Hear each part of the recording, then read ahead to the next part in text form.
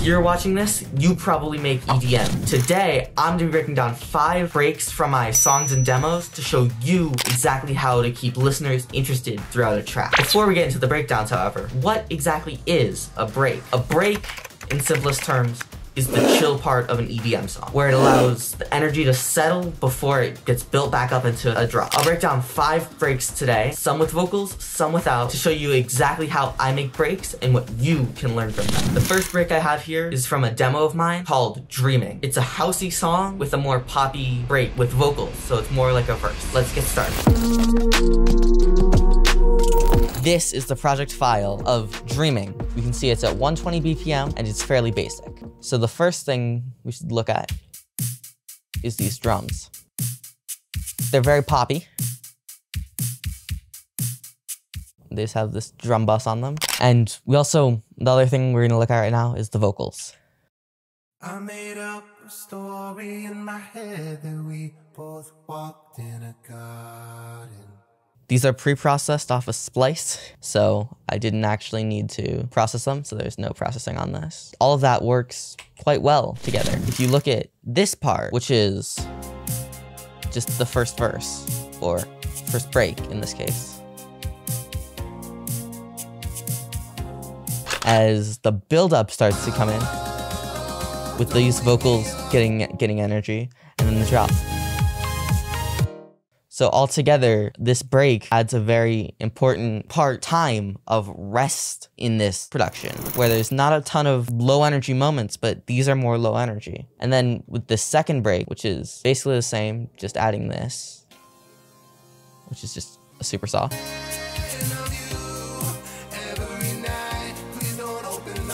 Has a bit more energy on the vocals, just with the harmonies and whatnot. It's still not that energetic.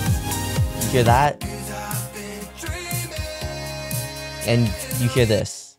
This is a lot lower energy compared to that.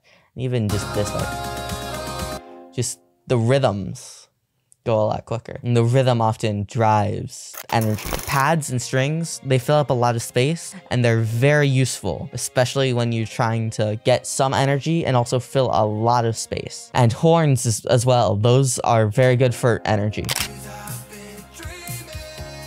So Dreaming has a very basic break, but it gets the job done because it cuts the energy. My next break is from my drum and bass song called Undercover. It's relatively bass and high energy, but it still allows a lot of contrast between the verse and the chorus, or the break and the drop. Let's hop into the DAW and see exactly how it works.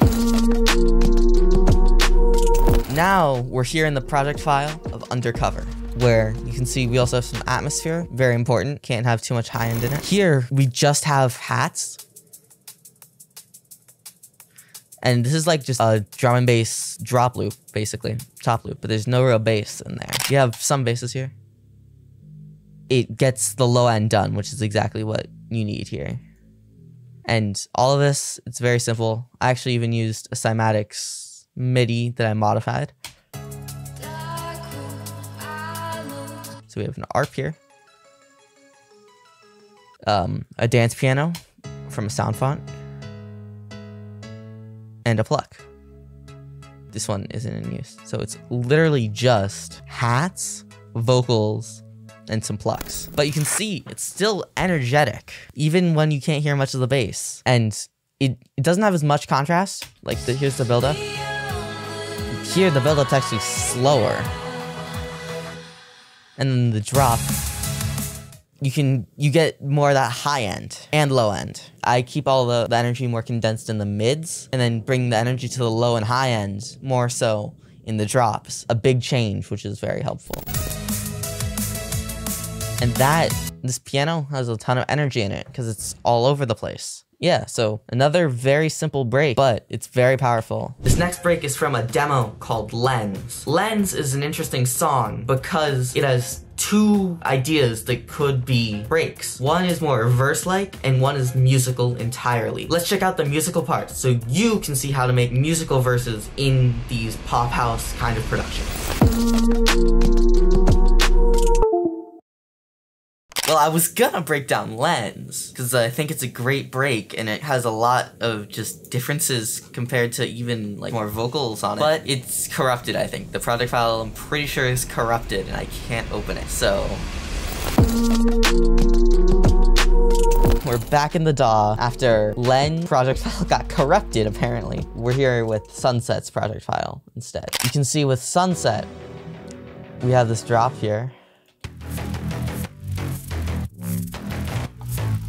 So this is basically me just taking this melody, or bass line rather, and just making it more simple. And so, let's go into this automation here. This is something.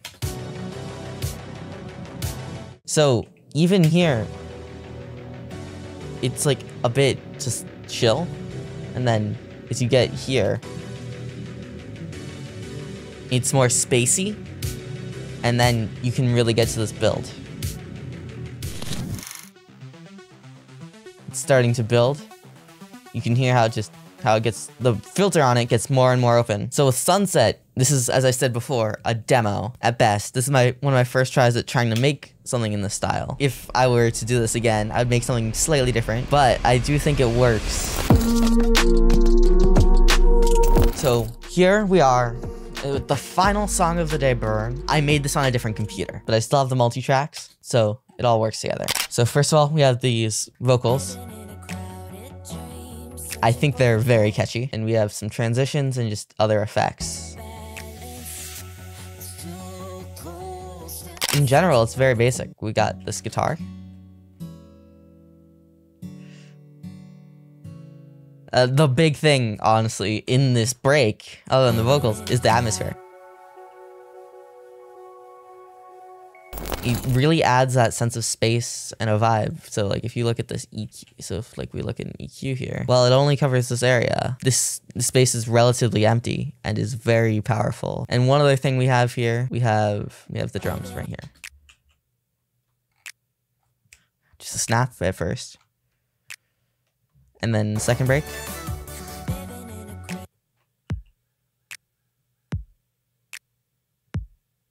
But yeah, so you don't need something this wild to catch your audience's attention. In fact, I would say do the opposite. Do something super basic and catch their attention with the build up and the drop. We need those to be the things that they remember, because if they remember the verse or the break, something's wrong with the song. It might be catchy, but if that's the catchiest part, we as music producers have done something wrong. The reason why choruses are choruses is because they're the most catchy. The reason why drops are drops is because they're also the most catchy. And if a verse or a break or a pre-chorus is the most catchy, in most cases, not all cases, there are some songs where the pre-chorus is the most catchy, but we should, as a rule of thumb, keep these lower energy, keep them less memorable so that we really give our tracks a chance to stand out. I hope you enjoyed going through this with me, and I'll see you again in another video. Peace out.